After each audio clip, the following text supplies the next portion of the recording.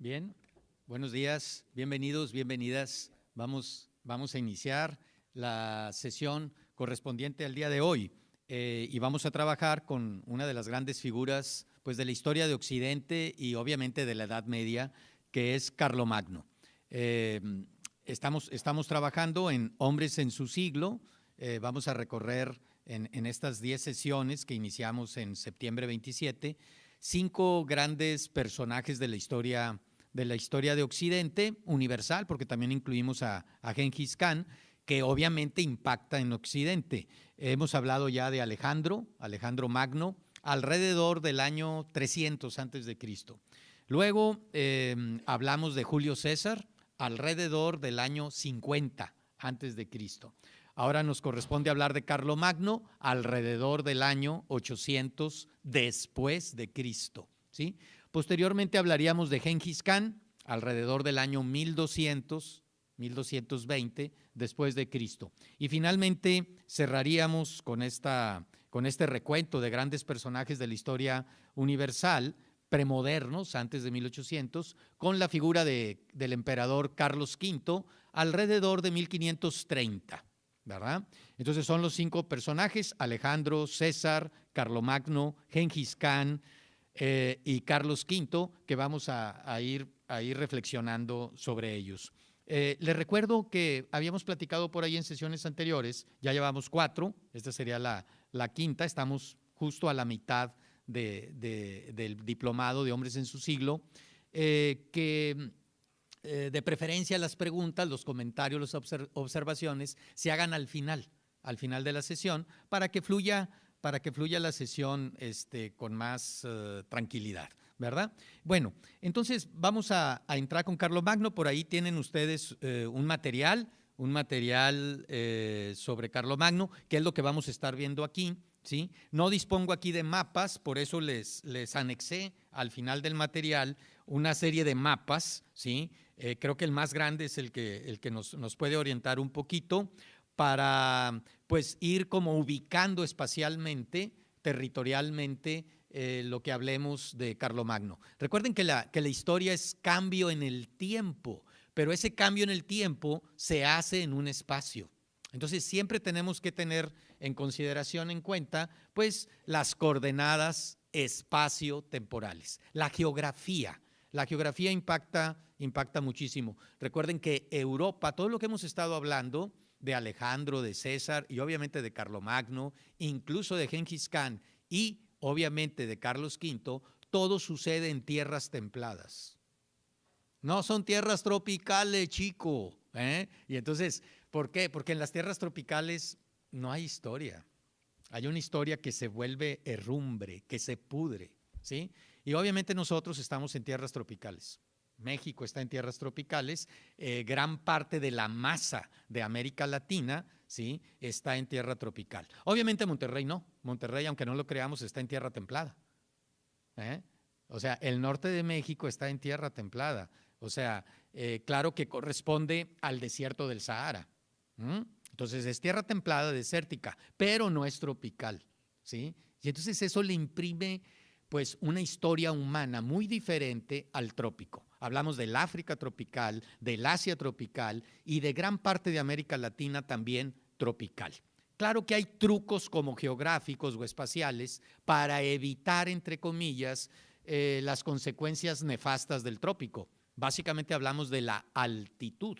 Donde hay altura, altiplanos, en el trópico se da la civilización, pero a un costo enorme.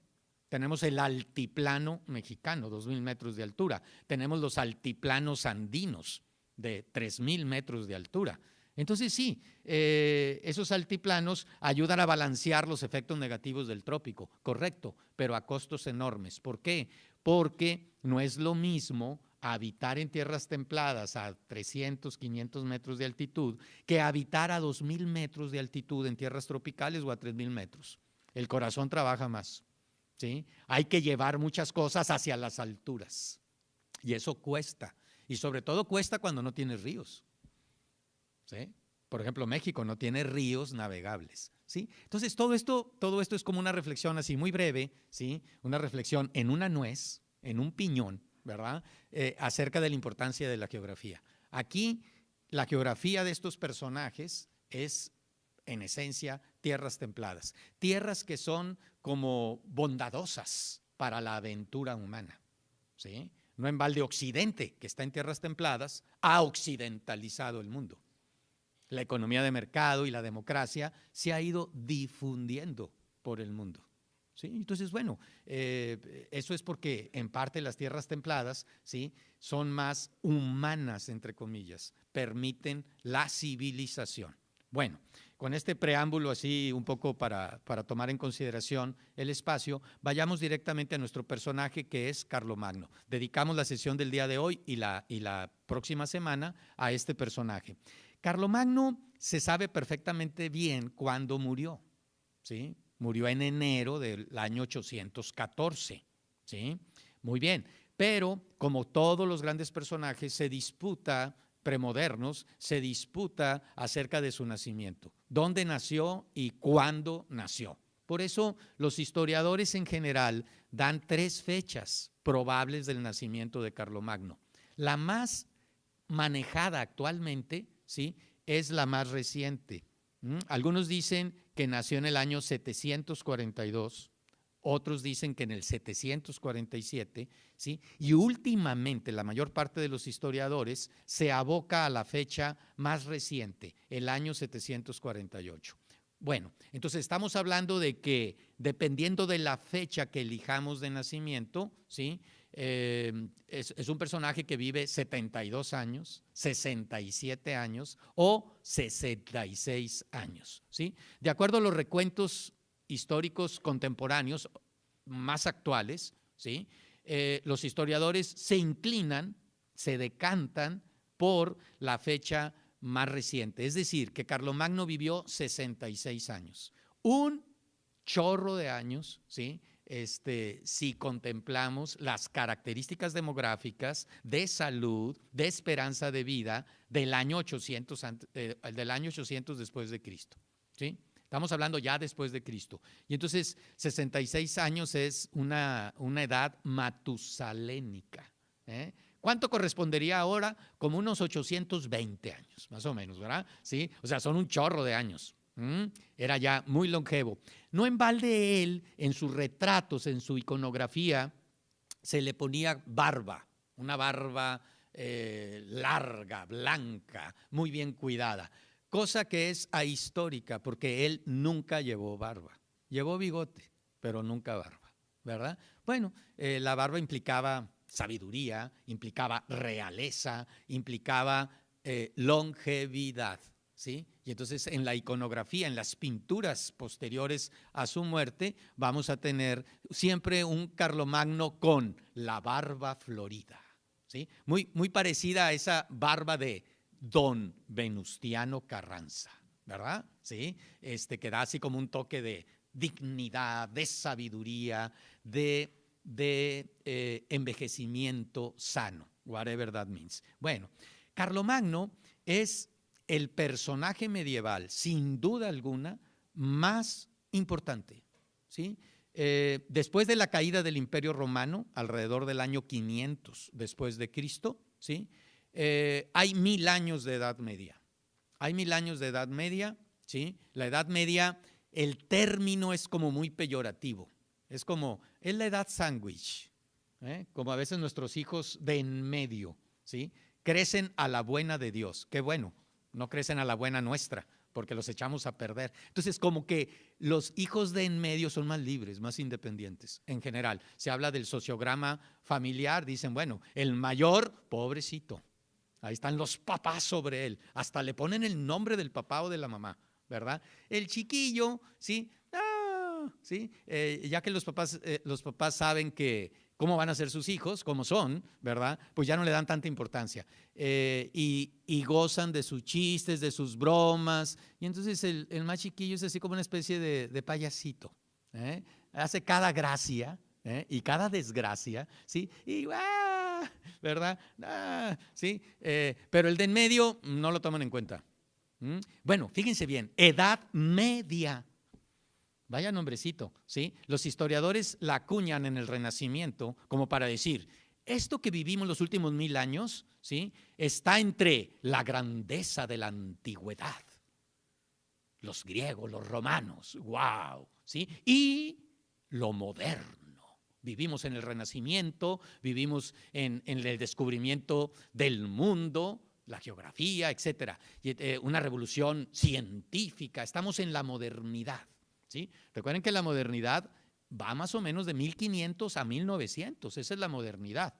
Y entonces decían, lo moderno es guau, lo antiguo también, lo que quedó en medio, uy, quién sabe qué será, ni siquiera le ponen un nombre propio, ¿sí? Y entonces ha quedado esa nomenclatura como muy peyorativa, ¿sí? Obviamente, los últimos 100 años, ¿sí?, se ha ido cambiando esto. Se ha ido cambiando esto de la Edad Media, de cómo vemos esa Edad Media, ese niño de en medio, ¿sí?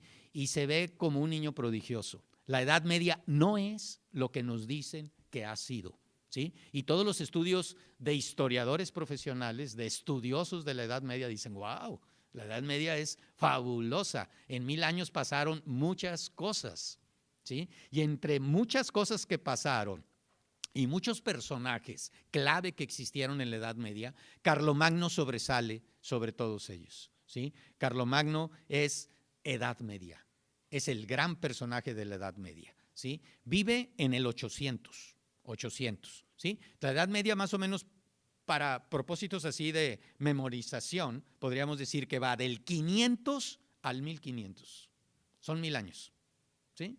Y bueno, Carlomagno, ¿cuándo vive? En el 800. O sea, en la primera etapa de la Edad Media. La Edad Media apenas llevaba 300 años cuando surge este gran personaje, ¿sí? Entonces, tenemos que en la época de Carlos, porque él no se llamaba Carlomagno, ¿sí? Magno fue un apodo que le dieron sus contemporáneos mientras él vivía, ¿sí? Mientras él vivía, la gente le decía Carlos el Grande, Carlomagno, como Alejandro Magno, ¿sí? Ahí vemos el modelaje, ¿sí? César y Alejandro van a influir en la vida de Carlos, ¿sí? Porque es la primera piedra, es la segunda piedra, Alejandro es la tercera, se van imitando las pedradas, ¿sí? No somos tan libres como creemos, ¿sí? Nos estamos estructurando en base al pasado, en base a los modelos anteriores, ¿sí? Y entonces tenemos que en vida era tan importante Carlos, había la conciencia de que era algo diferente, ¿sí?, que la gente le llamaba el Grande, Carlos el Grande, Carlomagno. Es hacia el año 800, ¿sí?, cuando se le nombra. Hay una enorme disputa acerca de si lo quiso o no lo quiso, si se planeó o no se planeó. Bueno, en su momento vamos a reflexionar un poco sobre él, pero lo nombran emperador. Emperador, ¿sí? Era como decir, aquí tenemos un personaje que viene de los bárbaros germanos y está a la altura de los emperadores romanos. Emperadores, príncipes, nada más los romanos, ¿sí? Habían caído en Occidente el Imperio Romano, ¿sí? Sobrevivía el Imperio Romano de Oriente, con capital en Constantinopla, hoy Estambul, ciudad turca, ¿sí? Constantino fue un emperador romano, uno de los grandes emperadores romanos, y él funda Constantinopla. Con modestia le da su nombre, ¿verdad? Como así, son muy modestos todos estos personajes, ¿eh? Y entonces le va a poner la ciudad de Constantino. Él era emperador y sus sucesores eran emperadores que vivían en época de Carlomagno. Constantinopla va a caer 1000 años después que Roma. Esa es la Edad Media. Empieza con la caída de Roma, termina con la caída de Constantinopla. Son los 1000 años, ¿sí? Así, y sabemos las fechas concretas. Estamos hablando de 500, 1500, pero las fechas concretas son, cae Roma en el 476 después de Cristo. Le agregamos 24 años, 500, 476, ¿verdad? Y cae Constantinopla en poder de los turcos en 1453. le agregamos 47 años, 1500, ¿verdad? Para que redondeen las cifras y podamos ubicarlas bien. Entonces, la Edad Media va, para muchos historiadores, de la caída de la primera Roma a la caída de la segunda Roma, Constantinopla. O sea, el Imperio Romano es prodigioso, ¿sí? Y la gente sabía que no se había construido algo así nunca en Occidente. Entonces, que un heredero de estos jefes tribales germanos que comían grasa de carne, que no sabían beber vino, bebían cerveza espesa, ¿sí? Que eran unos bárbaros, según los latinos, se llegue a autonombrar o lo lleguen a nombrar emperador, era algo inusitado. Entonces, Carlomagno no solamente sus contemporáneos le dicen el grande, sino que los grandes personajes del momento le dan el título de emperador. Muy concretamente, el Papa. El Papa lo corona un día de Navidad del año 800, el Papa León III. El Papa León III lo corona, le dice, eres emperador. ¿Sí? Bueno, eso nos da como un calibre del personaje del cual vamos a ocuparnos.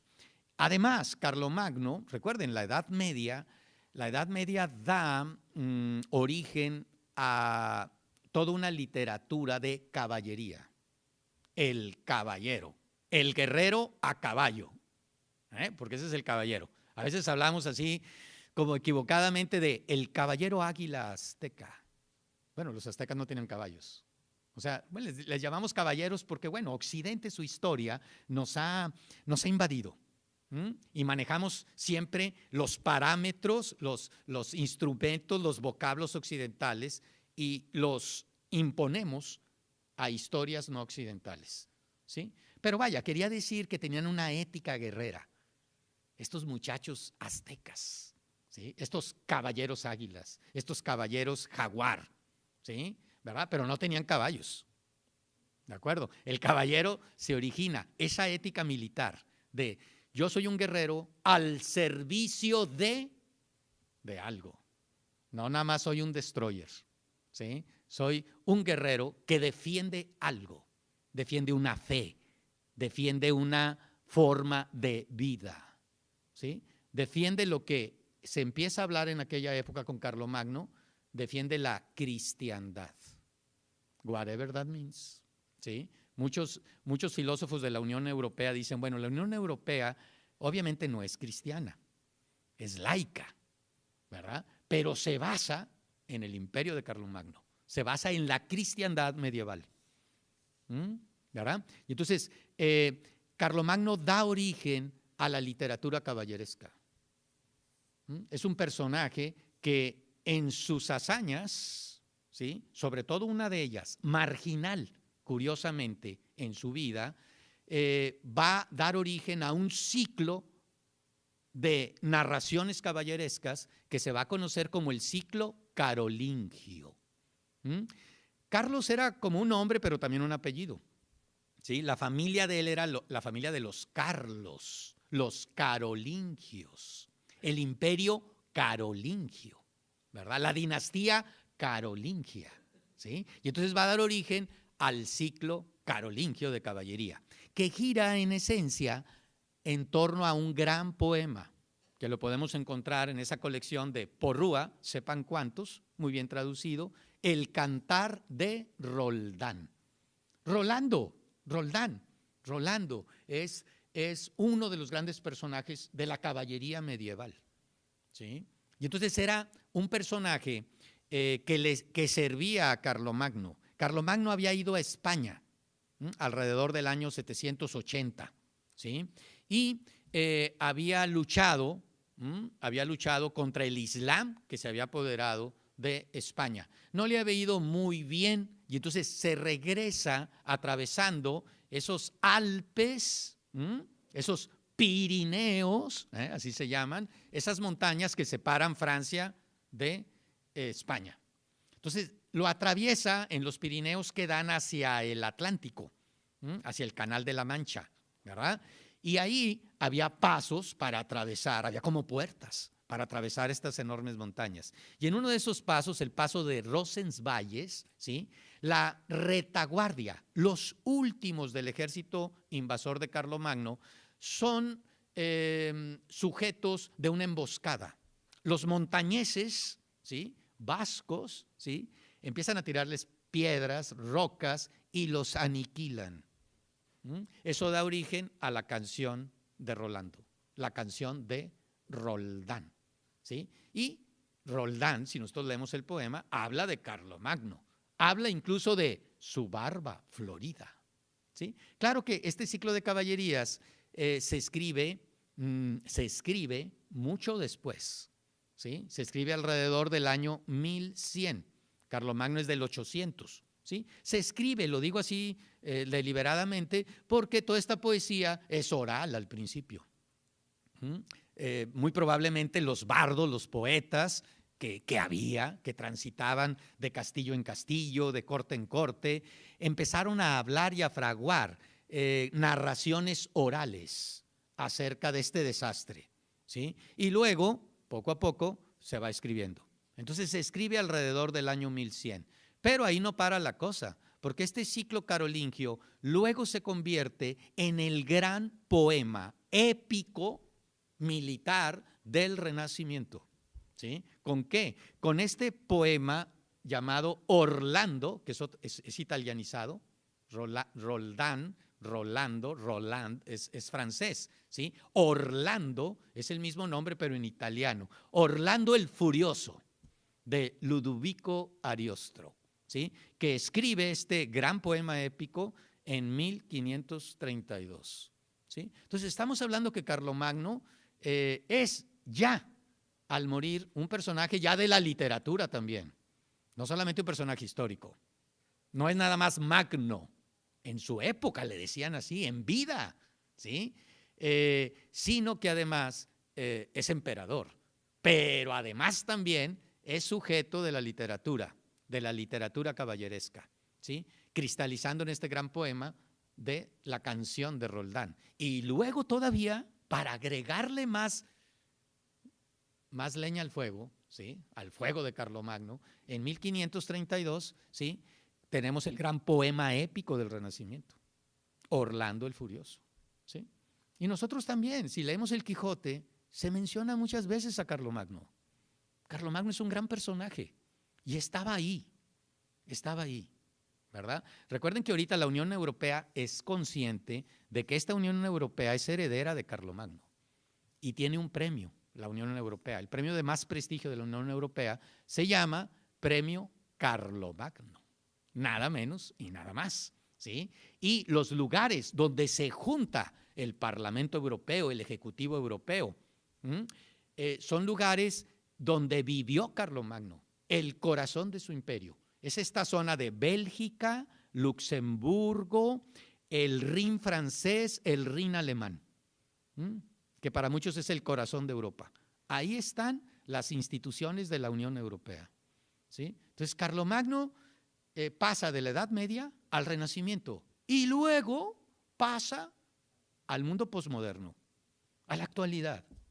No se puede hablar de la Unión Europea sin referirnos a Carlomagno. Y los creadores de la Unión Europea lo saben.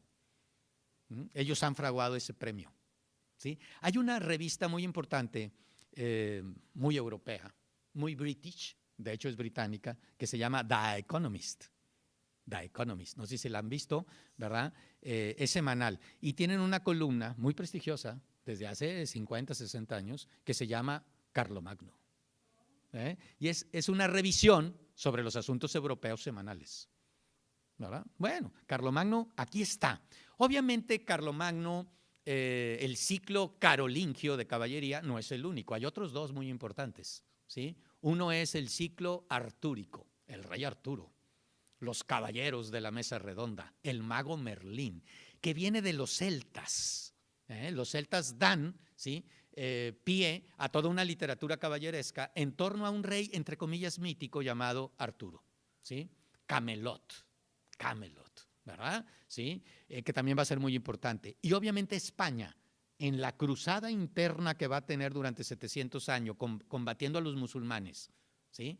Al Islam que se había apoderado de 3/4 partes de España, va a dar origen también a una literatura caballeresca en torno a uno de los grandes personajes de la Edad Media hispana, que es Rodrigo Díaz de Vivar, el Cid campeador, ¿verdad? Entonces tenemos como 3 ciclos caballerescos muy importantes, ¿sí? Y uno lo da Carlomagno, el ciclo de carolingio. Luego tenemos el ciclo artúrico y luego tenemos el ciclo de el Cid. Que hay una fabulosa película de los años 60, ¿sí? El Cid, con Sofía Loren, Charlton Heston, que lleva casi literalmente a la pantalla el poema del Cid. Muy bien hecho, muy bien hecho. Conforme pasa el tiempo, los críticos dicen, wow, ¿qué película hicieron? Muy buena. Se llama El Cid. La película se llama El Cid, ¿sí? De los años 60. Es dirigida por Arthur Mann. Bien, entonces, Carlomagno, estamos hablando de alguien que hay que quitarnos un poquito así como el sombrero. De hecho, todavía estamos aquí en el punto 1, de hecho, no se entiende Europa sin Francia y sin Alemania. ¿Sí? Exagerando un poco, quizá hay como 4 grandes países sin los cuales no se entiende Europa, ¿verdad? Uno es Inglaterra, otro es Alemania, otro es Francia y otro es Italia. Oiga, y España y Bélgica, sí, pero si quitamos estos 4, a uno de los 4 no entendemos Europa. De hecho, pues hay historiadores del arte europeo que no tratan a España, porque dicen, bueno, España no es Europa. ¿Verdad? Así como, ¿qué? ¿Cómo? Toño. Sí, Kenneth Clark, uno de los grandes estudiosos del arte. En civilización, él dice en el prólogo, me disculpan los lectores en castellano, pero no trato España. Dice, ¿por qué? Hay algunas razones, pero bueno, el punto es que tenemos que no podemos entender Alemania y Francia sin Carlomagno. O sea, no podemos entender Europa, perdónenme, sin Alemania y Francia, ¿sí? Y cuando a los niños, ahorita, franceses, ¿sí? Se habla de su genealogía, se dice, miren, Francia empieza con Carlomagno. Carlomagno era francés, ¿sí? Pero al mismo tiempo a los niños alemanes les dicen, Alemania empieza, nuestra genealogía, la funda Carlomagno. Carlomagno era alemán, válgame Dios. Y entonces, o sea, o es francés o es alemán. De hecho, Jan Meyer en sus memorias, porque él es de esa región entre Francia y Alemania, Alsacia-Lorena, ¿verdad? Jan Meyer dice que era un relajo cuando él era niño, 1940, porque a los niños franceses les decían que Carlomagno era francés, pero a los niños alemanes al mismo tiempo les decían que era alemán, ¿verdad? Bueno, Carlomagno funda, sí, es cierto, funda Francia y funda Alemania, ¿sí? O sea, el corazón de lo que podríamos llamar Europa, ¿sí? Un poco después, 1000 años después de Carlomagno, 1800, tenemos a Napoleón Bonaparte, ¿sí? Y Napoleón Bonaparte, recuerden que se autotitula emperador. ¿A quién estaba imitando? Nada menos y nada más que a Carlomagno. Así de sencillo, ¿sí? Napoleón tenía en mente a Carlos el Grande, ¿verdad? Y entonces, bueno, es un personaje que hace sombra, que hace mucha sombra, ¿verdad? Que ampara toda una historia, ¿sí? La ciudad donde él va a instalar su corte es Aquisgrán. Disculpe, no estoy muy seguro dónde está actualmente, es Aachen, ¿sí? Aachen también le llaman. ¿Está en Alemania? En Aachen, en Alemania. Creo que en la frontera con Bélgica, Francia, ¿verdad? Sí, bueno, Aquisgrán es la gran ciudad de Carlomagno, ¿sí? Y alrededor de Aquisgrán, ¿verdad?, están los institutos de la Unión Europea, ¿sí? Recuerden que está en Bruselas, muy cerca de Aquisgrán, ¿verdad? Bueno, vayamos con un poco de historia para situar a nuestro héroe, a Carlomagno, ¿sí? Y tenemos que hablar primeramente del Imperio Romano. No en balde Carlomagno es emperador. Si es emperador hay que hacer referencia a este Imperio Romano. El Imperio Romano, ¿sí? Recuerden que ¿se acuerdan de César? Cómo César tenía la problemática de que una ciudad-estado, una civitas en latín, una polis, unas civitas, había dominado y conquistado todo el Mediterráneo. Todo el Mediterráneo. Como diría Joan Manuel Serrat, de Algeciras a Estambul, ¿verdad? De el estrecho de Gibraltar hasta el Mar Negro, prácticamente, ¿sí? Y las tierras aledañas a este Mediterráneo habían sido conquistadas por los romanos. Bueno, se crea el principado, porque con una ciudad-estado no se puede gobernar un imperio, ¿sí? Entonces lo que hacen los romanos es, ok, necesitamos un ejecutivo fuerte, un príncipe, y necesitamos incorporar a las élites de las provincias de este imperio al gobierno, ¿sí? Entonces se extiende en la ciudadanía. Muy bien, y a esto le llamamos el principado o el imperio romano, ¿sí? Y a los jefes, técnicamente eran príncipes, pero les llamamos más comúnmente emperadores. Y era tan grande el imperio romano, ¿sí?, que los economistas dirían, los historiadores de la economía dicen que empezó a tener deseconomías de aglomeración. Hay economías de aglomeración, ¿sí? Conforme tienes mucha gente en un lugar, ¿sí?, se abaratan las producciones, los costos bajan. Claro, ¿verdad? Sí, porque tienes un mercado como cautivo en masa que te permite bajar costos. Pero llega un momento que tienes demasiada gente en un lugar, vienen deseconomías de aglomeración.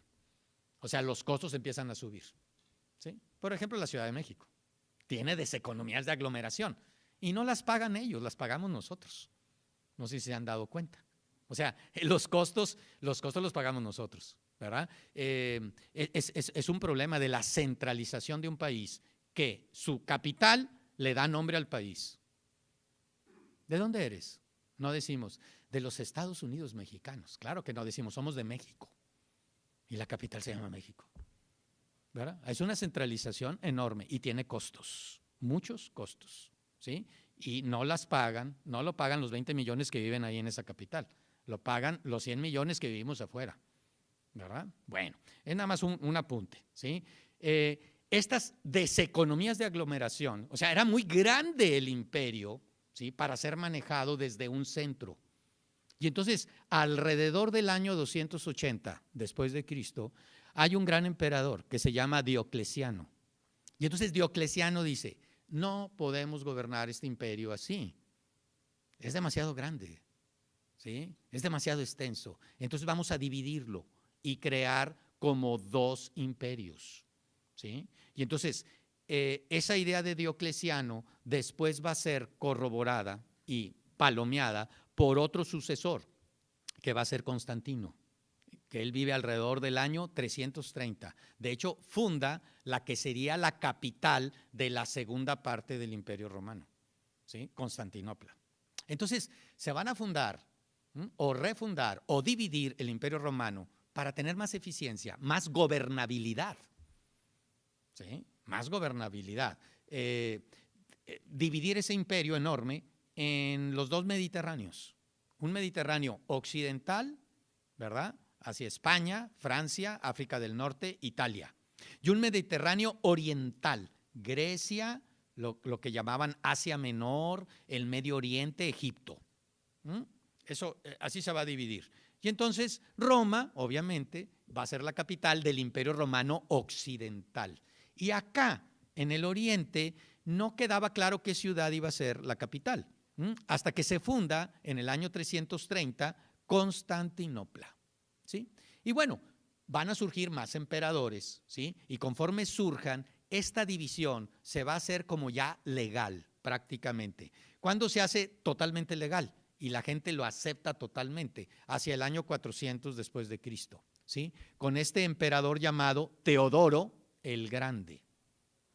Y Teodoro el Grande divide ya por herencia el imperio, ¿sí?, entre sus hijos. Vamos a tener a Arcadio y a Honorio, y cada uno de ellos recibe la dignidad imperial. Uno, el Imperio Romano Occidental, con capital en Roma, y otro el Imperio Romano Oriental, con capital en Constantinopla, ¿verdad? Bueno, ese es un punto esencial que tenemos que tomar en consideración, porque va a influir en vida de Carlomagno. Carlomagno es emperador en el año 800, pero todavía está vivo y coleando el Imperio Romano Oriental. El occidental había caído, pero el oriental estaba vivo y allá había un emperador que no le gustó naditita que acá a un rey bárbaro de origen germano se le diera el título de emperador. ¿Sí? ¿Por qué? Porque el Basileus, el emperador de Constantinopla, decía, aquí el único emperador soy yo. ¿Sí? El Imperio Romano de Occidente cayó. ¿Cómo que ahora van a nombrar a un personaje tribal? Lo van a nombrar emperador. Va a haber ahí su choque. Y por eso también Carlomagno no quería crear olas. ¿Sí? Dice, ¿para qué me nombro emperador? No necesito el título. ¿Sí? Como quiera domino acá Occidente. Pero si me nombran emperador, voy a crear olas con Bizancio, con Constantinopla, con el Imperio Romano Oriental. ¿Sí? Bueno, el Imperio Romano Occidental, con capital en Roma, ¿sí? Todas estas tierras de Francia, de España, del norte de África, de Italia, ¿sí? Era mucho más reciente. Se había construido mucho más reciente, ¿sí?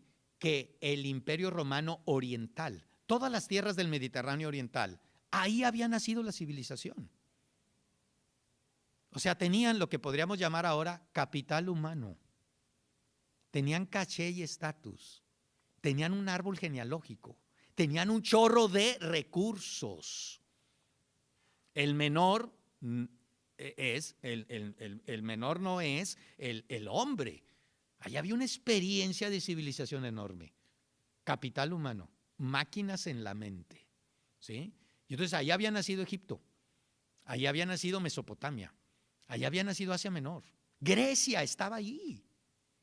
¿Sí? Y entonces cuando comparamos, ¿sí? Simplemente decimos, oye, pero Roma cayó en el 476 y Constantinopla hasta 1000 años después, en 1453. ¿Pero por qué? Porque uno era el pobre y otro era el rico.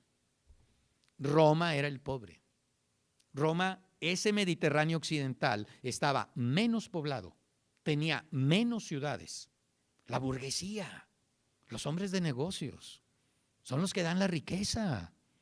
Agualeguas, no hay que matar a la gallinita de los huevos de oro. Sí, hay que alentarla, que pongo huevitos y, oye, me das uno, ¿verdad? Son 3, quédate con 2, yo me quedo con 1 y lo repartimos. Esos son los estados de bienestar que jalan, ¿sí? Alientan al empresariado y llegan a pactos con el empresariado para que se reparta equitativamente esa productividad enorme. No matan a los empresarios. Cuando los matas, te empobreces. Eso nos indica la historia. Nos podrán caer bien o mal la burguesía, ¿sí? Pero la burguesía es el mundo moderno y posmoderno. Si lo quitas, te empobreces. ¿Verdad? La industria, la creatividad, la tecnología, viene de esa burguesía. Y entonces la burguesía del Imperio Romano Occidental, donde estaba Roma, era muy tenue, muy débil. En cambio, el Imperio Romano Oriental tenía historia, pasado, tenía know-how, tecnología, tenía un chorro de ciudades. Por ahí pasaba el enorme comercio internacional. ¿Sí? Fíjense, Occidente, Europa, ¿sí? La Uruapan del mundo, ¿verdad? Europa es una península muy pobre en relación a China, a la India, a Persia. Esos son los centros ricos en la historia. Claro que no son ahora los centros ricos. Los centros ricos es esta Europa despreciada. ¿Qué es la historia de David y Goliat? La historia del despreciado que llega a ser el príncipe. ¿Sí? ¿Por qué? Porque se pone a trabajar en libertad, cosa que los demás imperios no hicieron. ¿Sí? ¿Tienen los qué? Bueno, claro, pero sí, claro, pero eso no surge así gratis. Eso surge porque hay riqueza, porque se creó riqueza. ¿Y cómo se creó riqueza? Con el trabajo, con una ética de trabajo, ¿sí? Y el trabajo, si no lo respetas, nadie trabaja. Necesitas libertades. O sea, Occidente, vivimos en Occidente y lo damos por garantizado, ¿sí? Pero no, si nos vamos a la India, si vamos a China, si vamos al Islam, ahorita, si nos vamos al África tropical y sobrevivimos una semana, ¿sí? Vamos a darnos cuenta de que, caray, vivo en Occidente. Occidente es guau, históricamente, ¿verdad? Y entonces, aquí, este imperio romano occidental era más pobre, ¿sí? Era el lugar de las materias primas. Había enormes bosques, había muchos minerales, pero no tenía ciudades, no tenía una burguesía como la que tenía el imperio romano oriental, que además dominaba el comercio internacional. Porque las grandes rutas del Oriente desembocaban primero en Constantinopla y luego en Roma, ¿sí? Entonces Constantinopla se llevaba una gran tajada. De hecho, Constantino crea Constantinopla viendo las rutas del comercio, ¿sí? Dice, ¿dónde puedo poner la capital? ¿Sí? Y la pone ahí, en Estambul. Ustedes saben, todavía Estambul pues es la capital mundial de la droga, que es un comercio guau, ¿verdad? ¿Sí? Bien, entonces, cuando nos damos cuenta de esto, de que si el Mediterráneo romano tenía 60 millones de habitantes, en esta época del año 400, ¿sí? Como 40 estaban en la parte oriental, que dominaba Constantinopla, y como unos 20 estaban en la parte de Roma, la occidental, ¿sí? Entonces acá tenemos un imperio mucho más poblado, lleno de ciudades, lleno de riquezas, con una burguesía, con una historia, con un know-how, con capital humano. Y acá tenemos la América de esta Europa. El imperio romano occidental, el Mediterráneo occidental fue como una especie de América para esta parte de acá. Fíjense que la parte oriental tenía ¿a quién? A Grecia. Nada menos y nada más. Los que piensan, ¿sí? Y tenía a Egipto, el granero del Mediterráneo. Entonces tenía activos muy, muy importantes. ¿Y eso qué va a hacer? Eso va a permitir que el Oriente sobreviva y el Occidente caiga. Eso va a explicar, ¿sí? Eso va a explicar que el Constantinopla vaya a caer 1000 años después que Roma, ¿sí? Y entonces, esta capital de Constantinopla estaba defendida por murallas impresionantes. La gente va a decir, no es posible tomar Constantinopla, ¿sí? Claro, ya con la artillería de los turcos otomanos van a hacer brechas en las murallas, ¿sí? Además, Constantinopla tiene un sistema de agua, guau, impresionante, ¿sí? Y entonces podía ser sitiada y tenía agua suficiente como para reírse de los sitiadores, ¿sí? Y estaba rodeada por mar en 3 lados. Tenía posibilidad de tener 3 puertos diferentes, de acuerdo al lado de la ciudad, ¿sí? Entonces, ese es un primer dato que hay que entender, ¿sí? ¿Por qué Carlomagno surge en un entorno de decadencia? ¿Sí? Porque el Imperio Romano era muy grande y lo dividieron, ¿sí? Y Roma se quedó con la parte, pues, más rudimentaria, ¿sí? Y eso le va a costar la vida, históricamente hablando, literalmente hablando, ¿sí? Roma va a ser capturada por los bárbaros. En cambio, Constantinopla va a sobrevivir, ¿verdad? Sí.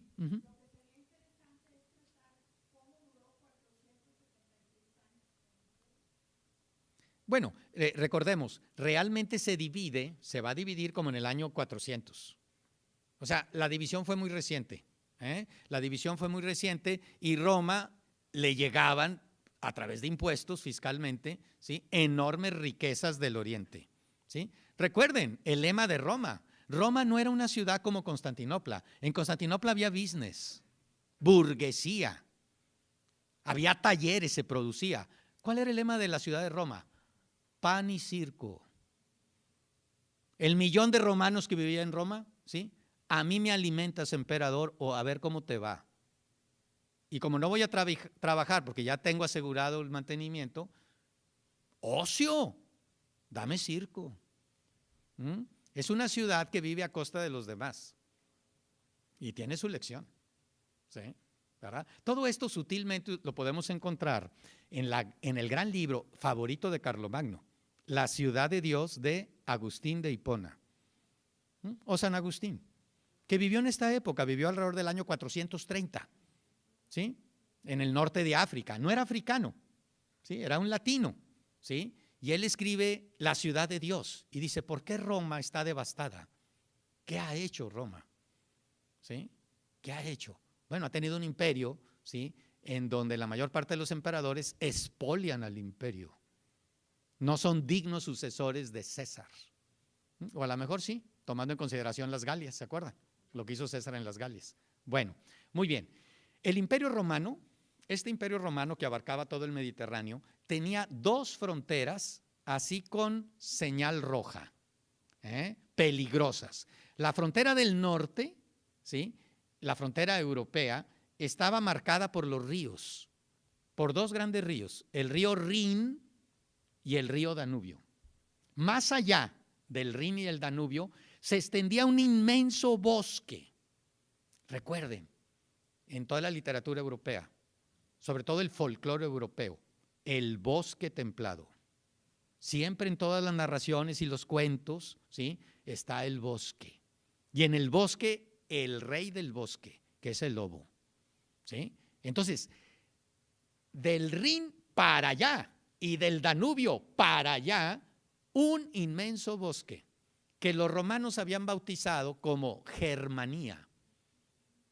El mundo de los germanos, ¿sí? Los habitantes de este bosque tenebroso, oscuro, terrible, bárbaro, ¿sí? Entonces los romanos pusieron una serie de fuertes a lo largo del Rin, ¿sí? Y una serie de fuertes a lo largo del Danubio.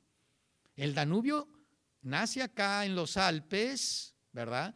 Y recorre lo que hoy es Austria, lo que hoy es Hungría, recorre los Balcanes y desemboca ya en Rumania, allá en el Mar Negro. Rumania, Rumania, sí. Nadia Comaneci, ¿se acuerdan de ella? ¿Sí? Y nadie como Nadia. ¿Sí? ¿Se acuerdan de José Ramón Fernández? ¿Sí? Lo fue a visitar Nadia Comaneci y le dijo, gracias por inventar eso de nadie como Nadia. ¿Le entiendes? Claro, hablo rumano. El rumano es como el español. Entiendo nadie como Nadia. Porque ahí llegaron los romanos. Pero si se fijan, está de este lado del Danubio, abajo del Danubio.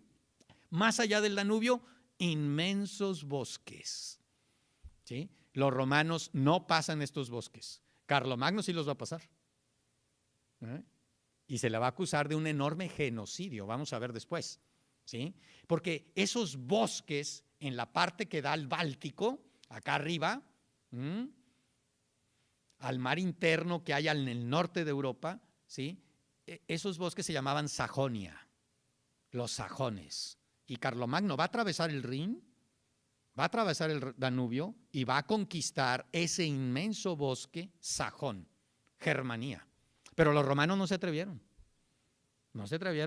a cruzarlo. Y de ahí van a surgir tribus y amenazas tremendas que van a terminar dándole en la torre a Roma, al Imperio Romano Occidental.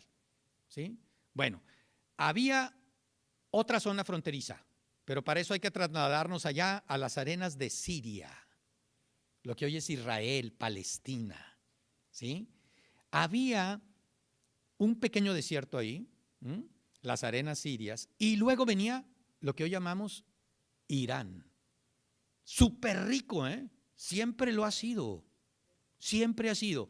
Persia, que en aquella época se va a llamar Partia, los partos, el imperio parto.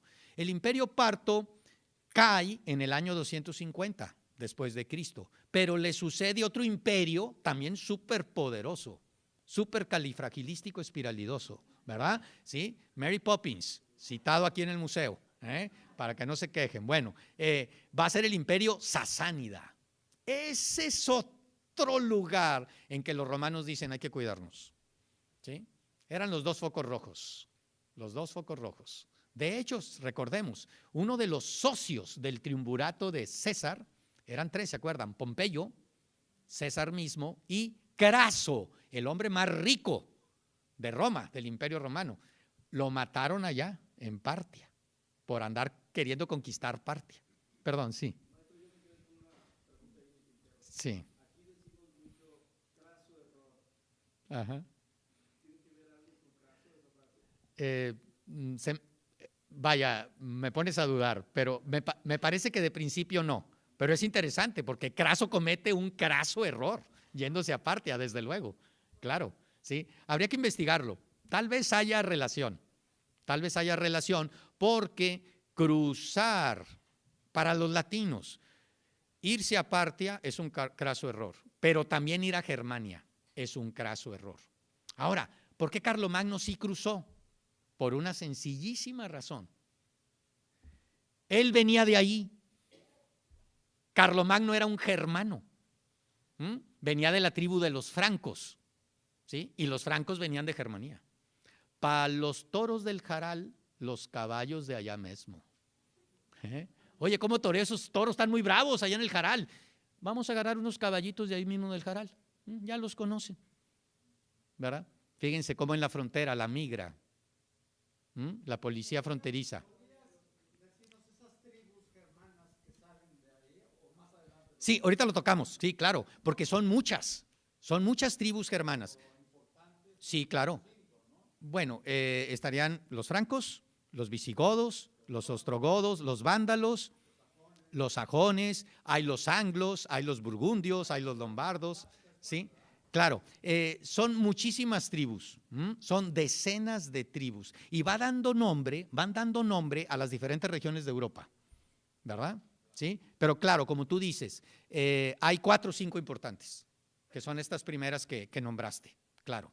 Así es. Bueno, entonces tenemos estos 2 lugares súper peligrosos. Finalmente, el que va a destruir este imperio romano es Germanía. Estos bárbaros del Rin y del Danubio. Germanía, ¿sí? A su vez, va a ser como tensionada, presionada por pueblos que van más allá de Germanía, ¿sí? Hagan de cuenta, aquí tenemos nosotros el Rin y el Danubio, correcto, y aquí es Germanía, ¿sí? Pero se acaban de repente los bosques y tenemos unas estepas, unas llanuras tremendas, ¿sí? Unas llanuras tremendas que los geógrafos llaman el corredor asiático. Entonces, este corredor asiático se va y llega a Asia, allá a Mongolia, ¿sí? Y entonces va a haber pueblos como en un dominó, puestos uno tras otro, ¿sí? Y de repente pasa algo aquí, ¿verdad? Y empuja el dominó y el otro empuja, y va a haber presiones demográficas de pueblos a lo largo del corredor asiático que desemboca en este embudo que es Germanía. Entonces los germanos están así en el Rin y dicen, ay, no empujen, espérate, ¿sí? Los van a estar empujando, ¿sí? Y la conquista del Imperio Romano de Occidente por los germanos no se hace de sopetón, se hace gradualmente, ¿sí? Es una conquista como silenciosa. Y cuando menos se den cuenta, ¿sí? Ya están llenos de germanos. Un poco como a veces los WASP norteamericanos, White, Anglo, Saxon, Protestant, WASP, W-A-S-P, ¿verdad? Sienten con los latinos, con los mexicanos, pero no le digan a nadie. Oye, están por todos lados, hasta en mi casa están, ¿sí? Bueno, sí, así es. ¿Sí? Y siempre hay esas conquistas como silenciosas, muy poderosas, y eso va a pasar en cierta manera con estos germanos, estos pobladores, ¿sí? Por ahí, ahorita mencionamos a los germanos, pero también hay que ver los pueblos que venían desde el corredor asiático. Tenemos los hunos, terribles, ¿sí? Y los otros, que son los ávaros, los magiares, los búlgaros, los eslavos, los tártaros, ¿sí? Los tártaros son los mongoles, pero los cronistas occidentales decían, estos parecen parecen habitantes del infierno, parecen habitantes del Tártaro, y les llamaban los tártaros. Parecían demonios según los occidentales. ¿Sí? Un tártaro, bueno, viene de esta región del mundo clásico, del submundo, del mundo de los muertos, que se llamaba el Tártaro, ¿sí? El lugar de los muertos. Pero luego con la cristianización, el Tártaro se consideró el infierno. Entonces los demonios venían del Tártaro, ¿sí? Y los tártaros, es decir, los mongoles, ¿sí? Decían, estos son infernales, son tártaros. Bueno, todos esos pueblos van a estar presionando, ¿sí?, a este inmenso bosque, a los habitantes de estos inmensos bosques, que es Germanía, ¿verdad? Bueno, ¿qué hacen los germanos? Recuerden que César, 50 años antes de Cristo, se va a las Galias y ahí encuentra obviamente celtas, no confundirlos con los germanos, celtas, los galos, ¿sí? Donde hay gaita, estuvieron los celtas, ¿sí? El norte de España, por ejemplo, Galicia, ¿verdad? Los gallegos famosos, ¿eh? Bueno, Escocia, Irlanda, el país de Gales, en Gran Bretaña, ¿sí? Todo eso son población celta. Francia se llamaba Galia. El gallito francés, gallito dice que galo, el gallo, los galos, los celtas. Pero también había pueblos mucho más aguerridos que se enfrenta César con ellos, que habían cruzado el Rin, que eran germanos, ¿sí? De hecho, César es uno de los primeros, quizá el primer antropólogo de los germanos, porque describe en sus comentarios de la conquista de las Galias, en el libro 6 famoso, cómo eran los celtas y cómo eran los germanos. Nos da un trazo de cómo eran estas tribus, ¿sí? Y entonces los germanos van pasando los ríos, ¿sí? Van pasando los ríos. A veces pasan con permiso de los emperadores, o del Senado romano. Oye, ¿nos podemos instalar? ¿Sí? Queremos estar en paz, queremos trabajar las tierras, ¿sí? Ok, te damos permiso. Y hay muchos permisos, ¿sí? Se van a ir poblando en vía pacífica, tranquilamente van cruzando. Los romanos, una vez que crean el imperio, como que se debilitan militarmente. La gente no quiere servir en los ejércitos, ¿sí? Como tú comprenderás, también pasa en Estados Unidos. Los soldados son los mexicanos, mexicoamericanos, ¿verdad? ¿Sí? Y entonces los romanos acuden ¿con quién? Con estos germanos ya como latinizados, ¿sí? Recuerden, los germanos son carnívoros, comen carne, energía, son altos, ¿sí? Y cocinan con la grasa de la carne. Ese humo de la grasa cocida, los romanos no lo podían tolerar. Vomitaban, disculpen, devolvían. Porque los romanos guisaban ¿con qué? Con el aceite de oliva. Eso es la cocina mediterránea.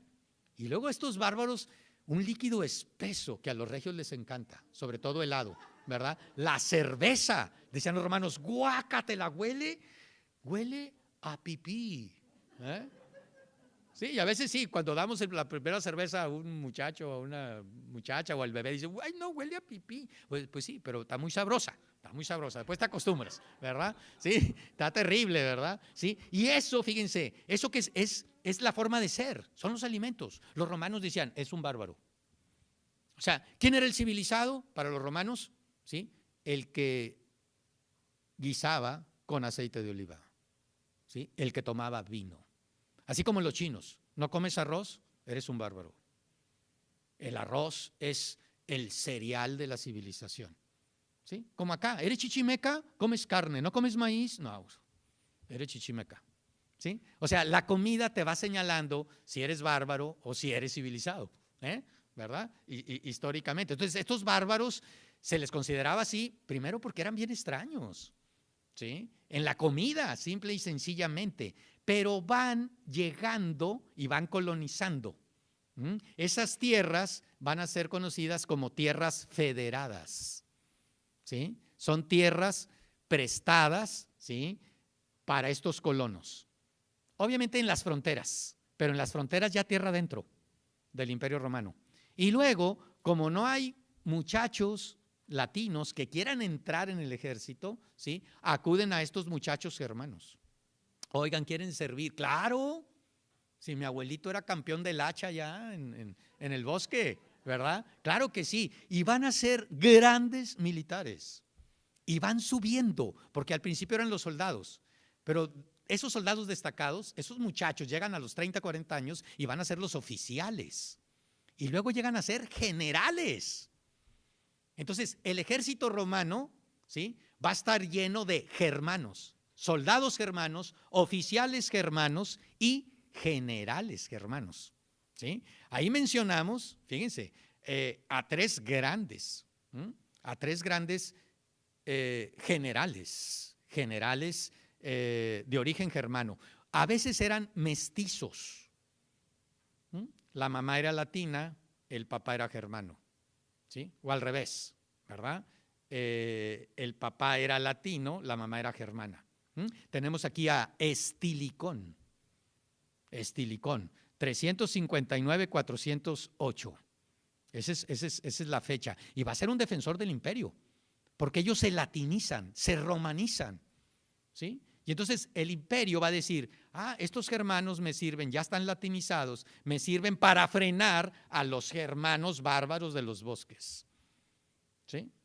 O sea, va a ser una guerra entre ellos, germanos contra germanos, ¿sí? Tenemos a Aecio del 396 al 454. Son las fechas más o menos de su vida. Y tenemos a Odoacro. Odoacro es el general germano estacionado en Roma que va a deponer al último emperador. Es que ¿cómo cae el Imperio Romano? Es que ya estaba invadido, ya estaba penetrado de estas tribus germanas que van dominando el ejército, que van dominando enormes tierras en las fronteras, ¿sí?, y cuyos oficiales y generales ya estaban en la corte, ya incluso eran senadores, ya incluso a través del matrimonio habían hecho alianzas con las familias latinas más importantes, con las familias patricias más importantes. Entonces, ¿cómo cae? ¿Sí? Simplemente Odoacro depone a un muchachito a los 16, 17 años, que es el emperador de Roma, que se va a llamar Rómulo Augustulo. Fíjense el nombrecito, Rómulo, como el proverbial y mítico fundador de Roma, Rómulo. Y Augustulo, Augusto, el primer príncipe romano, sobrino nieto ¿de quién? De Julio César.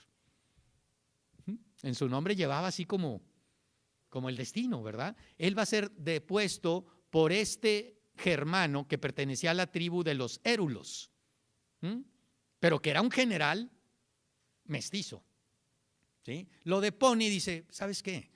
Ya esto es pura faramaya. Aquí los que mandamos somos los germanos, ¿sí? No lo mata, no lo mata, lo depone, lo manda a un monasterio y muere, se supone, en un monasterio 20, 30 años después, Rómulo Augustulo. Y las insignias del emperador de Roma las envía al emperador de Constantinopla. Dice, ese sí es emperador. Los germanos latinizados admiraban al imperio, pero se daban cuenta que ya el Imperio Romano de Occidente era todo menos un imperio. Dice, está lleno de germanos, o sea, de nosotros, ¿cómo va a ser un imperio? Pero allá Constantinopla sí, ¿sí? Y entonces son como vasallos, entre comillas, del Imperio Romano de Oriente. Le mandan las insignias al Imperio Romano de Oriente, ¿sí? Un punto muy importante que no hemos comentado, ¿sí? Este Imperio Romano de Oriente, ¿sí?, también lo atacan desde el corredor asiático. Bajan desde los Cárpatos, allá el conde Drácula de Rumania, ¿sí?, bajan hacia los Balcanes, a ese embudo, y penetran en Grecia, ¿sí?, y atacan Constantinopla. ¿Qué hacen los bizantinos, los del Imperio Romano Oriental? Tienen ejército poderoso, Constantinopla se ríe, se carcajea de los sitios, dice, rodéame, desde acá te saludo desde mis murallas y tengo agua y tengo granos, domino el mar, ¿sí? Y tienen dinero. Entonces, ¿qué es lo que hacen? Le dicen, mira, ¿sabes qué? Más allá, le recorres, mira, te vas todo derecho, y hasta donde topes está Roma. Atácalos a ellos, Con nosotros no vas a poder, ¿sí? Y mira, te doy para el viaje, tributos, derecho de piso. Entonces, muchos de estos cuates, ¿sí? Muchos de estos pueblos los desviaban los bizantinos hacia Roma. De ahí empieza el pique de decir, ay, ¿por qué los desvías? Vas a ver, ¿sí? Y es el odio, entre comillas, histórico que hay que ir limando entre latinos y bizantinos. El odio entre la Iglesia Católica Romana y la Iglesia Ortodoxa Oriental. Es un pique tremendo. Se ha ido limando, pero el pique está ahí. Sí. Uh-huh.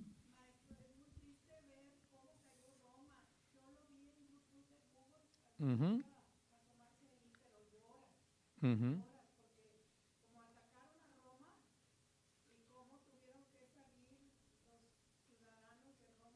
Claro. Sí, se da. Uh-huh. Claro, hay muchos ataques anteriores a esta deposición de Rómulo Augustulo, que es en el 476, ¿sí? Hay muchos ataques a Roma, hay devastación. Y entonces lo que va a suceder es que estamos así como simplificando, caricaturizando un poco, pero creo que dando en el clavo, ¿sí? Es lo correcto. La burguesía te da el poder, pero ¿dónde vive la burguesía? En los burgos, o sea, en las ciudades, ¿sí? Entonces Roma tenía pocas ciudades, tenía poco poder, la parte occidental del imperio, ¿sí? Conforme vienen las amenazas de los bárbaros, ¿sí? La gente huye de las ciudades, o sea, la burguesía se debilita todavía más. ¿Por qué? Porque estás como invitando a los bárbaros a atacarte. Hey, aquí estoy en la ciudad, mira, todos juntitos. Y los bárbaros, para allá vamos, ¿sí? En cambio, si tú huyes de la ciudad y te vas al campo, te dispersas, ¿sí? O sea, se da un proceso de desurbanización y un proceso de ruralización. Es un proceso doble, ¿sí? Entonces el Imperio Romano Occidental, que era poco urbanizado, termina de desurbanizarse, ¿sí? Ya para el año 600, 700, en esta época de Carlomagno, ¿sí? Roma era una aldea, entre comillas, de 10,000 habitantes, ¿sí? Pero había tenido 1,000,000. ¿Sí? Mucho tiempo después, en el siglo XVIII, 1760, un historiador inglés llamado Edward Gibbon, que escribe el famoso clásico de la decadencia y caída del Imperio Romano, ¿sí? Él le surge la chispa del tema, voy a escribir sobre la decadencia de Roma, porque él va a Roma, ¿sí? Y se pasea entre el foro, unas ruinas tremendas, y ve ovejas pastando en el foro, y ve pastorcillos ahí con las ovejas, y dice, increíble, esta ciudad dominó el mundo, y mira lo que es ahora, campo para las ovejas, ¿sí? Dice, vale la pena estudiar esa enorme caída, ¿sí? Y entonces ahí le surge la idea de estudiar la decadencia del Imperio Romano. Entonces tenemos nosotros, ¿sí?, que esa caída es silenciosa, ¿sí?, ¿verdad? Hay una germanización del ejército, una germanización de las tierras fronterizas, ¿sí?, y finalmente deponen al emperador. Y al mismo tiempo hay una desurbanización, una ruralización, que merma todavía más, ¿sí?, el poderío de Roma. Y en cambio acá Constantinopla, ¿sí?, sigue con su burguesía, sigue con su fuerza y desvía muchos de los ataques a Constantinopla, los desvía hacia Occidente, ¿verdad? ¿Ok? Bueno, para ubicar a Carlomagno lo ubicamos nosotros en la Edad Media, ¿sí? Pero está en medio de ¿qué? Está en medio de la antigüedad y de la modernidad, ¿sí? Antigüedad. Who knows cuándo empieza, ¿verdad? Pero sabemos que la antigüedad para Occidente termina cuando cae Roma, en el 476 después de Cristo, ¿sí?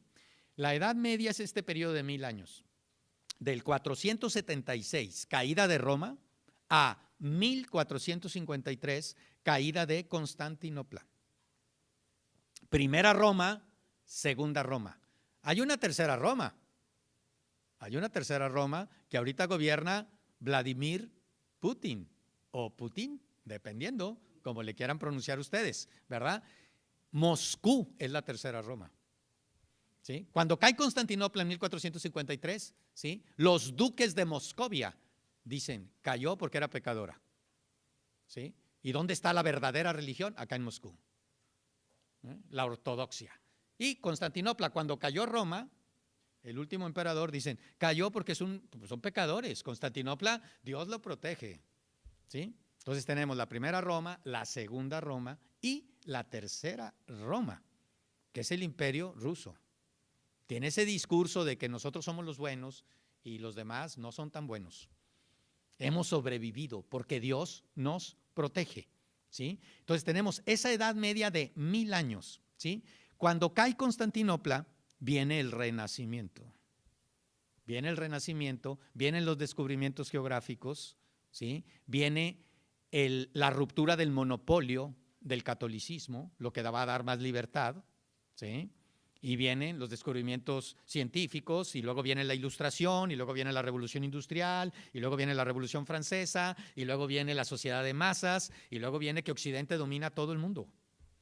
¿Sí? Entonces la modernidad va de la caída de Constantinopla a los primeros cañonazos de la Primera Guerra Mundial, 1914. Son 500 años. La modernidad podríamos decir que va de 1400 a 1900. Son 500 años. ¿Sí? Fíjense nada más, en el caso de la historia de México, tenemos nosotros, ¿sí?, que la modernidad en México es el siglo XIX, 1800 a 1900. ¿Sí? Entonces, ¿por qué no somos modernos? Porque no somos. Estamos intentando ser modernos, ¿sí? Porque nos encargaron un librote de este tamaño, ¿sí?, y nos dieron un fin de semana para leerlo. Porque fíjense, la modernidad en Europa, ¿cuántos años fueron? 500. Y nuestra modernidad, 100 años. O sea, nosotros en 100 años hace el Renacimiento, a la Revolución Científica, a la Revolución Democrática, salud, a la Revolución Industrial, crea la burguesía, la sociedad de masas. Es demasiado, too much. No pude leer el libro, pues reprobaste, compadre, la vuelves a llevar, ¿sí? Y por eso se dice que es asignatura pendiente la modernidad, ¿sí? Pero que es mucho estrés. Tenemos que hacer muchas cosas en poquito tiempo. En cambio en Occidente, y aparte en tierras templadas, chico, ¿sí? En Occidente bien tranquilones, 500 años. No, el libro tienes un mes para leerlo. Ah, ok, más tranquilón. Acá un fin de semana, ¿se fijan? ¿Sí? Es bastante estrés. Pero bueno, esa edad media, esos 1000 años están entre la antigüedad y la modernidad. Son 1000 años. Fíjense que de repente a veces nos venden la idea, no hombre, en la edad media nunca pasó nada. Es la época oscura, de ignorancia, de tinieblas. ¿Sí? Claro que no es cierto. ¿Sí? Hubo ignorancia. ¿A poco ahorita no hay? Hubo tinieblas. ¿Sí? En la antigüedad no había tinieblas. ¿Sí? Los historiadores del Renacimiento, con muy mala leche, le empezaron a echar a la Edad Media. ¿Sí? ¿Verdad? Y los estudiosos de los últimos 50 años han restablecido, ¿sí?, digamos, la realidad medieval. ¿Sí? Bueno, la Edad Media a su vez son 1000 años. Entonces lo dividen los historiadores en dos partes. Y es muy fácil, porque hablemos, año 500, caída de Roma. Fue el 476, sí, hombre, pero para memorizar un poco, año 500, ¿sí? Al año 1000, 500 años. Esa es la primera parte. Se le conoce como la Alta Edad Media. Ahí va a vivir Carlomagno, en la Alta Edad Media, del 500 al 1000. Carlomagno vive en medio, en el año 800, ¿sí? Y luego viene la segunda parte de la Edad Media, que es la Baja Edad Media, que va del 1000 al 1500. 1453, bueno, le agregamos 47 años para, ¿sí? 1000 años. Entonces, del 500 al 1000, la Alta Edad Media. Del 1000 al 1500, la Baja Edad Media. Muy bien. Y en general, la Alta Edad Media, como recibe el ramalazo de los germanos y luego de los hunos y luego de los otros, de los ávaros, de los vikingos, del Islam, ¿sí? Es un relajo. Apenas limpiaste la mesa y ya vienen otros y tiran la mesa, ¿verdad? Y luego la vuelves a poner y vienen otros, ¿sí? Son constantes ataques a Occidente, ¿sí? Y Occidente se ruraliza. La riqueza está en las ciudades van desapareciendo, ¿sí? La gente no se anima a tener bebés, o si los tiene no son muy animados, ¿eh? Dicen, ya otro bebé. ¿Por qué? Porque ¿con qué lo voy a alimentar? ¿Cómo voy a garantizar su seguridad? ¿Sí? Entonces, fíjense, hay un proceso de ruralización, no hay ciudades, ¿sí? Hay un proceso de enorme inestabilidad política, guerras continuas, invasiones continuas, en olas distintas, germanos, hunos, ávaros, tártaros, vikingos, del Islam, por todas partes. Roma es asediada. De hecho, ahorita mencionábamos a Kenneth Clark, el de Civilización. Él dice en el primer capítulo que en la Alta Edad Media, Europa se salvó por un pelo. Así dice. Dice, se salvó por un pelo, ¿verdad? ¿Se salvó de qué? De ser destruida. ¿Sí? Entonces, inestabilidad política enorme. Por eso resalta más Carlomagno. Porque en medio de ese caos hay una luz que brilla. Es la de él. ¿Sí? Resalta más todavía. ¿Sí? Una oscuridad enorme. Se prende una vela, wow. ¿Sí? Además de todo esto, hay una caída poblacional. Y obviamente, poca gente, poca producción. Poca gente, poco consumo. La economía estaba totalmente deprimida. Una larga depresión económica. ¿Sí? Esos son los parámetros generales de la Alta Edad Media. Entonces, Alta Edad Media, signo negativo. ¿Sí? ¿Qué pasa hacia el año 1000? Bueno, es un término, es un milenio. Y ahí hay un punto de inflexión. Algo sucede. ¿Sí? Algo sucede. Tal vez Europa tiene menos invasiones, logra domesticar los invasores, y ahora, en la Baja Edad Media, del 1000 al 1500, cambian los papeles. Ahora el invasor va a ser Europa. Los europeos organizan las cruzadas del 1200 al 1400, invadiendo Bizancio. Hay una cuenta pendiente, chiquillo. Tú desviaste acá a Roma, ahora nosotros vamos y, con permiso, Bizancio, conquistan Constantinopla en el 1250 los venecianos, que habían sido una colonia de Constantinopla en Italia. Estos venecianos resurgen, ¿sí? Y conquistan Constantinopla. Se llevan los caballitos de San Marcos, así es.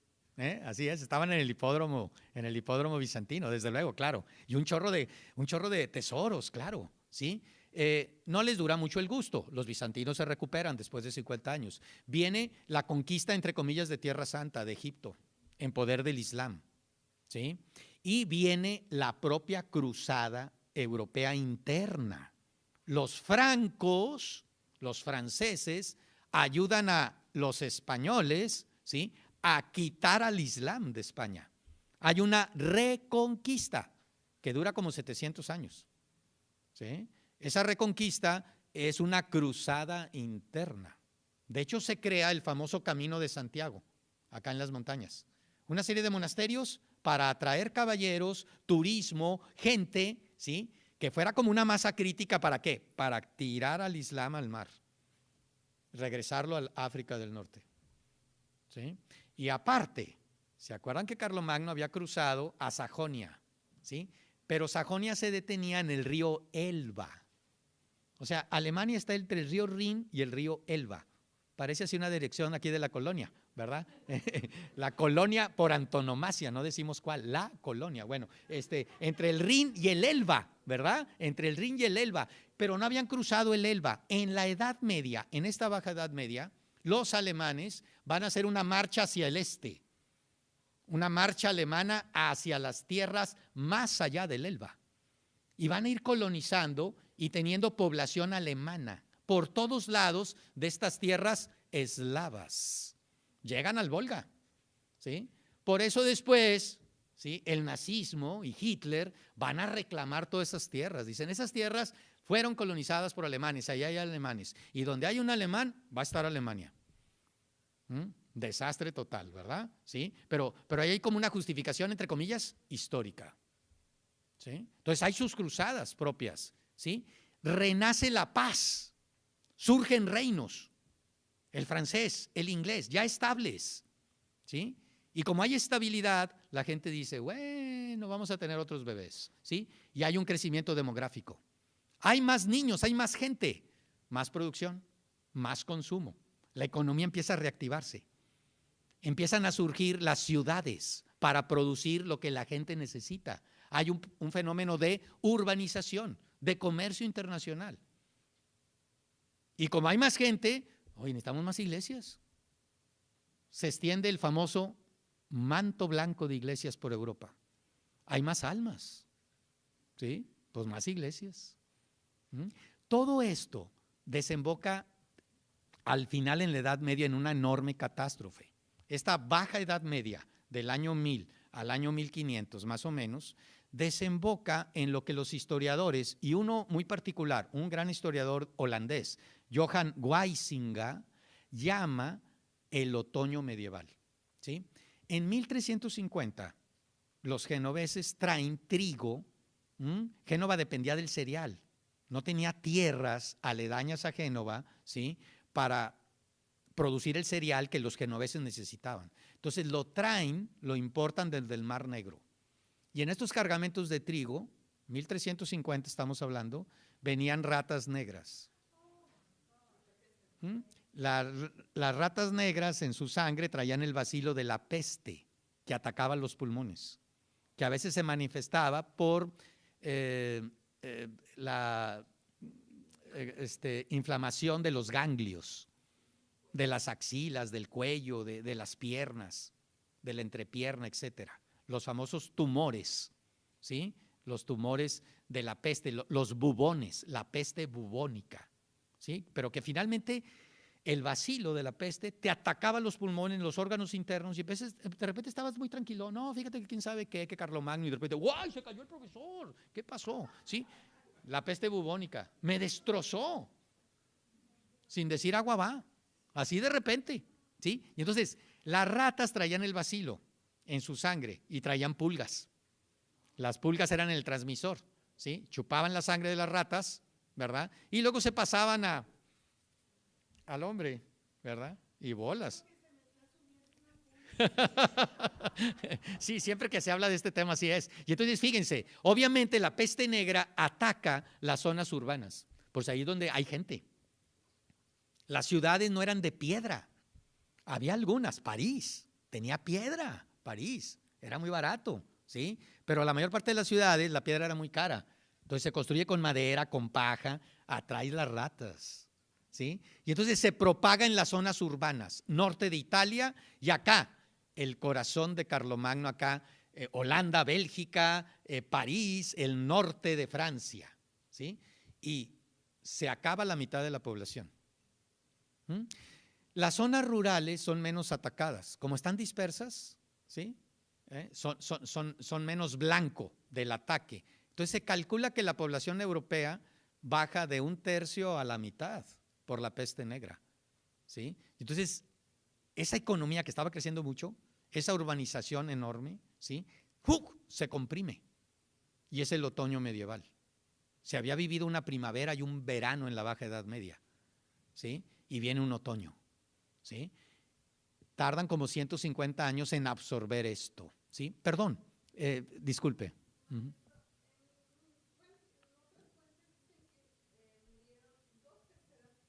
Sí, sí, claro. Depende de la región de la que estemos hablando, ¿verdad? Hay ciudades totalmente devastadas, ¿sí? Digamos, en promedio, whatever that means, un promedio, ¿sí? Los historiadores más o menos hablan entre la mitad de la población y 1/3 fallecieron, ¿sí? Entonces, viene una depresión demográfica, viene una depresión económica, viene una depresión anímica, ¿sí? Es el momento, dice Huizinga, en que surge por ejemplo, la muerte. Esa figura de la calavera con una guadaña cortando cabezas, ¿sí?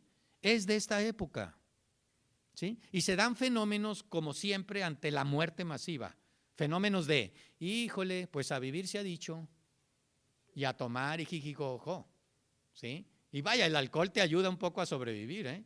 ¿Sí? O sea, lo que se ha estudiado es que si estás bien happy, no te toca la peste, ¿verdad?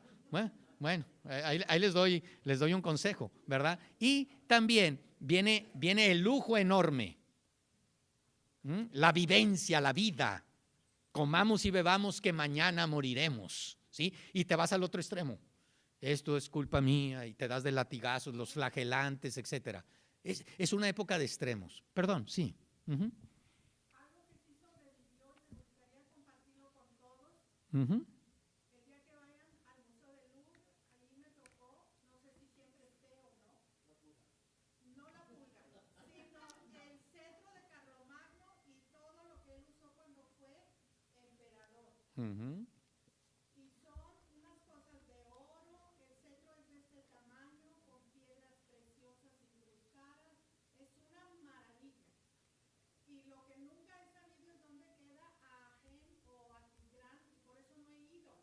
Uh-huh.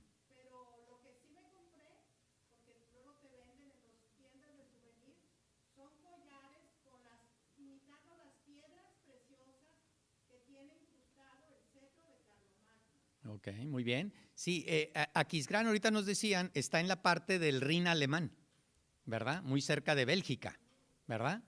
Y se llama Aachen, ¿verdad? Aachen. Bueno, ya concluyendo, recuerden que tenemos otra sesión, no se apuren, ¿sí? Estamos dando el caldo de cultivo, ¿sí? Y luego ya hablamos de Carlomagno, de su vida. Esto es importante de lo de la peste negra, porque la peste negra entonces lleva a ese enorme crecimiento como a un estancamiento, ¿sí? Pero fíjense, ¿cómo le llaman los historiadores al periodo, ya cuando absorbes la peste negra? ¿Sí? Le llaman renacimiento. Ay, el arte, ¿no? Renacimiento, literalmente. Europa vuelve a nacer. Vuelven a nacer bebés. La demografía vuelve a extenderse. ¿Sí? ¿Por qué? Porque se habían muerto. Europa era un cementerio y renace. ¿Sí? Y claro, el renacimiento también implica la idea de que el hombre puede hacer muchas cosas, del arte, todo eso también. Pero primeramente el renacimiento es demográfico, literal. ¿Sí? Y estamos hablando de que las estructuras demográficas más o menos se absorben. Toda esta peste negra lo absorbe las estructuras demográficas hacia el año 1400, 1420. O sea, Europa tarda para absorber el golpe de la peste negra como 50, 70 años. Y luego vuelve a florecer la población y da origen al inicio de la modernidad. ¿Sí? ¿Verdad? Bien, no sé si tengan comentarios, observaciones. Sí.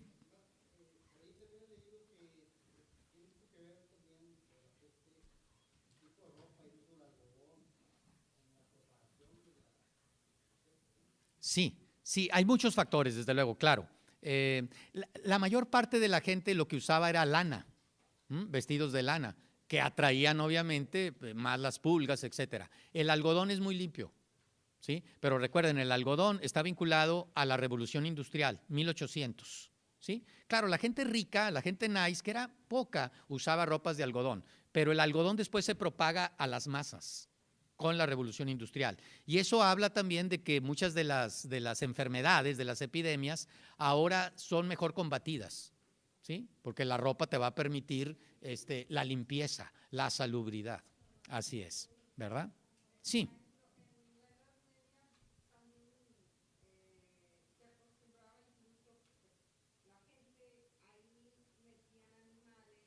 Sí, sí. Así es. Claro, tiene toda la razón. Así es. No hay como una diferenciación entre el hábitat humano y el hábitat animal. Se convive. O sea, la salubridad está por los suelos.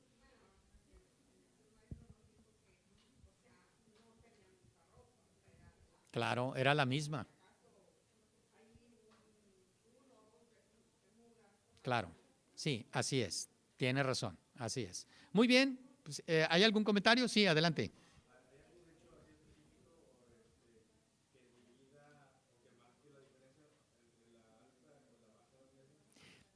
Básicamente, es curioso, pero básicamente se habla del año 1000, el milenio. Algo sucede en el año 1000 donde hay un punto de inflexión, ¿verdad? Coincide con el milenio famoso, se va a acabar el mundo, esto y lo otro. Pero aparentemente lo que había pasado es que la última gran invasión europea la había hecho los húngaros, los magiares, y son derrotados en una enorme batalla, la batalla de Legen, ¿sí? Más o menos hacia el año 900.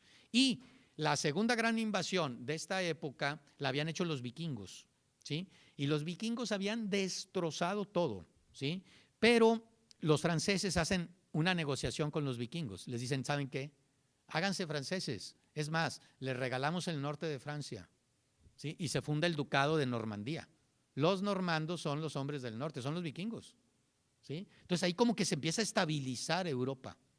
O sea, el punto clave fue absorber los golpes externos, que Europa en la Alta Edad Media fue invadida continuamente, ¿verdad? Y entonces, al absorber los golpes externos, ¿sí? Logras como bajar la presión política, estabilizar, y de ahí viene ya todo. Así es. La estabilidad política es esencial para el crecimiento demográfico, el crecimiento económico, ¿verdad? Sí. Muy bien, muy amables, muchas gracias. Hasta luego. Longevidad, ¿sí? Y entonces en la iconografía, en las pinturas posteriores a su muerte, vamos a tener siempre un Carlomagno con la barba florida, ¿sí? Muy parecida a esa barba de don Venustiano Carranza, ¿verdad? ¿Sí? Que da así como un toque de dignidad, de sabiduría, de envejecimiento sano, whatever that means. Bueno, Carlomagno es el personaje medieval, sin duda alguna, más importante, ¿sí? Después de la caída del Imperio Romano, alrededor del año 500 después de Cristo, ¿sí? Hay 1000 años de Edad Media. Hay 1000 años de Edad Media, ¿sí? La Edad Media, el término es como muy peyorativo. Es la edad sándwich, como a veces nuestros hijos de en medio, ¿sí? Crecen a la buena de Dios. Qué bueno, no crecen a la buena nuestra, porque los echamos a perder. Entonces, como que los hijos de en medio son más libres, más independientes, en general. Se habla del sociograma familiar, dicen, bueno, el mayor, pobrecito. Ahí están los papás sobre él. Hasta le ponen el nombre del papá o de la mamá, ¿verdad? El chiquillo, ¿sí? ¿Sí? Ya que los papás saben que cómo van a ser sus hijos, cómo son, ¿verdad? Pues ya no le dan tanta importancia. Y gozan de sus chistes, de sus bromas. Y entonces el más chiquillo es así como una especie de payasito. Hace cada gracia y cada desgracia, ¿sí? Y ¿verdad? ¿Sí? Pero el de en medio no lo toman en cuenta. Bueno, fíjense bien, Edad Media. Vaya nombrecito, ¿sí? Los historiadores la acuñan en el Renacimiento como para decir, esto que vivimos los últimos 1000 años, ¿sí? Está entre la grandeza de la altitud. Donde hay altura, altiplanos, en el trópico, se da la civilización, pero a un costo enorme. Tenemos el altiplano mexicano, 2000 metros de altura. Tenemos los altiplanos andinos, de 3000 metros de altura. Entonces sí, esos altiplanos ayudan a balancear los efectos negativos del trópico, correcto, pero a costos enormes. ¿Por qué? Porque no es lo mismo habitar en tierras templadas a 300, 500 metros de altitud que habitar a 2000 metros de altitud en tierras tropicales o a 3000 metros. El corazón trabaja más, ¿sí? Hay que llevar muchas cosas hacia las alturas y eso cuesta. Y sobre todo cuesta cuando no tienes ríos. ¿Sí? Por ejemplo, México no tiene ríos navegables, ¿sí? Entonces, todo esto es como una reflexión así muy breve, ¿sí? Una reflexión en una nuez, en un piñón, ¿verdad? Acerca de la importancia de la geografía. Aquí, la geografía de estos personajes es, en esencia, tierras templadas. Tierras que son como bondadosas para la aventura humana, ¿sí? No en balde Occidente, que está en tierras templadas, ha occidentalizado el mundo. La economía de mercado y la democracia se ha ido difundiendo por el mundo. ¿Sí? Entonces, bueno, eso es porque en parte las tierras templadas, ¿sí?, son más humanas, entre comillas, permiten la civilización. Bueno, con este preámbulo así un poco para tomar en consideración el espacio, vayamos directamente a nuestro personaje, que es Carlomagno. Dedicamos la sesión del día de hoy y la próxima semana a este personaje. Carlomagno se sabe perfectamente bien cuándo murió, ¿sí? Murió en enero del año 814, ¿sí? Muy bien, pero como todos los grandes personajes, se disputa a entrar con Carlomagno. Por ahí tienen ustedes un material sobre Carlomagno, que es lo que vamos a estar viendo aquí, ¿sí? No dispongo aquí de mapas, por eso les anexé al final del material una serie de mapas, ¿sí?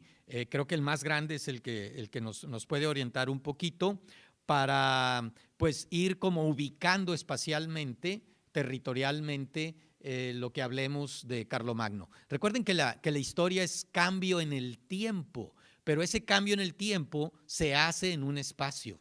Entonces siempre tenemos que tener en consideración, en cuenta, pues las coordenadas espacio-temporales. La geografía impacta muchísimo. Recuerden que Europa, todo lo que hemos estado hablando de Alejandro, de César y obviamente de Carlomagno, incluso de Gengis Khan y obviamente de Carlos V, todo sucede en tierras templadas. No son tierras tropicales, chico. Y entonces, ¿por qué? Porque en las tierras tropicales no hay historia. Hay una historia que se vuelve herrumbre, que se pudre, ¿sí? Y obviamente nosotros estamos en tierras tropicales. México está en tierras tropicales, gran parte de la masa de América Latina, ¿sí?, está en tierra tropical. Obviamente Monterrey no. Monterrey, aunque no lo creamos, está en tierra templada.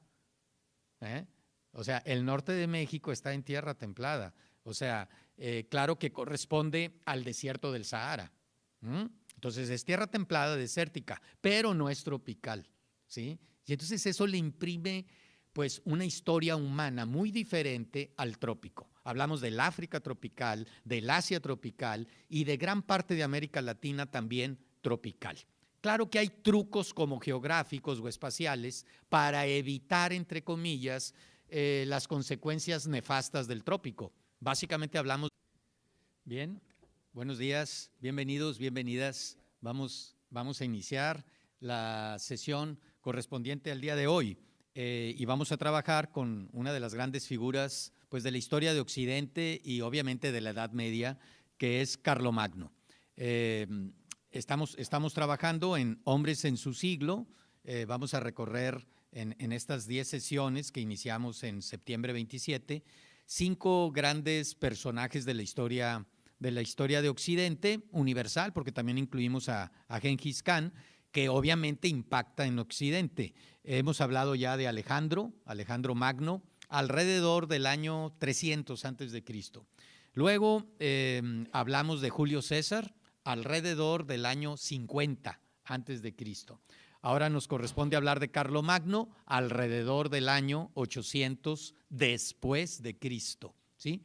Posteriormente hablaríamos de Gengis Khan, alrededor del año 1220 después de Cristo. Y finalmente cerraríamos con este recuento de grandes personajes de la historia universal, premodernos, antes de 1800, con la figura del emperador Carlos V, alrededor de 1530, ¿verdad? Entonces son los 5 personajes: Alejandro, César, Carlomagno, Gengis Khan y Carlos V, que vamos a ir reflexionando sobre ellos.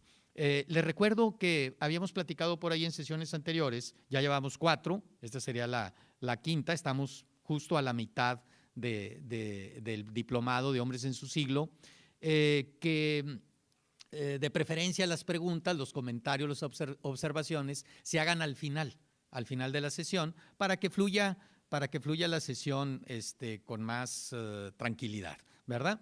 Bueno, entonces vamos a premodernos. Se disputa acerca de su nacimiento, dónde nació y cuándo nació. Por eso los historiadores en general dan 3 fechas probables del nacimiento de Carlomagno. La más manejada actualmente, ¿sí?, es la más reciente. Algunos dicen que nació en el año 742, otros dicen que en el 747, ¿sí? Y últimamente la mayor parte de los historiadores se aboca a la fecha más reciente, el año 748. Bueno, entonces estamos hablando de que dependiendo de la fecha que elijamos de nacimiento, ¿sí?, es un personaje que vive 72 años, 67 años o 66 años, ¿sí? De acuerdo a los recuentos históricos contemporáneos más actuales, ¿sí?, los historiadores se inclinan, se decantan por la fecha más reciente. Es decir, que Carlomagno vivió 66 años. Un chorro de años, ¿sí?, si contemplamos las características demográficas, de salud, de esperanza de vida del año 800, del año 800 después de Cristo, ¿sí? Estamos hablando ya después de Cristo. Y entonces 66 años es una edad matusalénica, ¿eh? ¿Cuánto correspondería ahora? Como unos 820 años, más o menos, ¿verdad? ¿Sí? O sea, son un chorro de años. Era ya muy longevo. No en balde él, en sus retratos, en su iconografía, se le ponía barba, una barba larga, blanca, muy bien cuidada, cosa que es ahistórica porque él nunca llevó barba. Llevó bigote, pero nunca barba, ¿verdad? Bueno, la barba implicaba sabiduría, implicaba realeza, implicaba